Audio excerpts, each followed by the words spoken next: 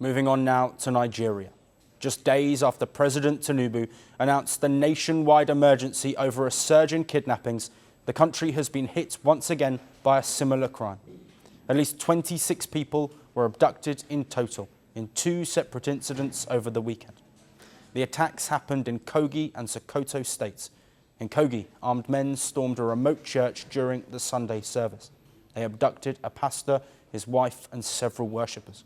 A day earlier, on Saturday, in the northeast state of Sokoto, another gang struck the village of Chacho. 14 people taken in one single night. Those who were kidnapped include a bride, 10 bridesmaids, a baby and 2 others. Chacho was attacked in October earlier this year. 13 villagers were kidnapped then, with abductors demanding ransom for their release. And the fear is the same cycle is starting yet again. It's now a business. It's now a business.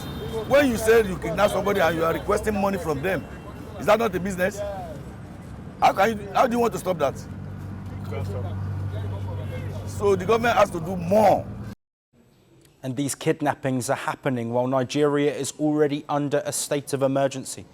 To fight these abductions, Tinubu has already ordered the hiring of 50,000 new police recruits. He has also redeployed police VIP bodyguards to regular policing duties. And still, the numbers keep rising. In Kwara State, police say 10 people were kidnapped on November 24th. 5 children and a pregnant woman were among them. Gunmen believed to be herders opened fire before leaving with hostages. In Niger State, more than 265 students are still missing after a mass kidnapping last week. More than 300 students and teachers were taken from a Catholic school on November 21st. Around 50 escaped, but hundreds still remain unaccounted for. On Friday, parents of those missing in Niger State reported the names of the missing children to local police.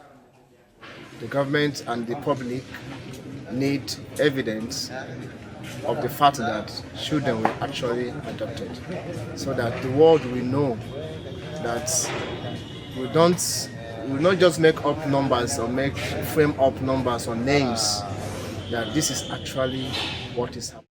They need our attention to come and ask us to investigate us, or how many children do we have, and that is the reason that we came here, to come and tell the names of our children and also the location where we are.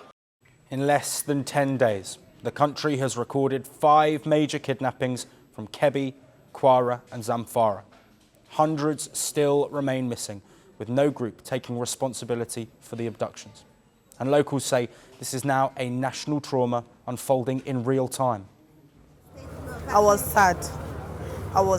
I felt betrayed. I felt like our government are not doing the right thing. I just feel so bad.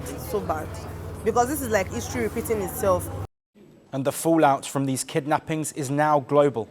Over the weekend in Madrid, hundreds protested outside the Nigerian embassy, demanding protection for Christian communities. Half of Christians representing Nigerian Christians here. Please save the lives of Christians. So please, we're calling for the international body. Please intervene and do something as it regards the killings of Nigerian Christians. And many international figures have already raised concerns on the alleged persecution of Christians in Nigeria. US President Donald Trump has accused the country of committing, quote-unquote, a Christian genocide. Rapper Nicki Minaj has also backed his claims, calling for protections of Christians in Nigeria. The Nigerian government says both Muslims and Christians have been victims of armed kidnapping, and bandits don't target people of a particular faith. Nigeria is a nation of 230 million people. It has a notorious history of kidnappings, but many say they have never felt this unsafe, and this moment surely feels different. We'll bring you the latest as things develop. They promised glory. They delivered fear. They shaped nations. They scarred generations. From brutal purges to propaganda machines from stolen power to violent falls from the throne. Welcome to The Dictator, a series that strips away the myth and then exposes the men behind the tyranny. History remembers their power. Firstpost reveals their truth.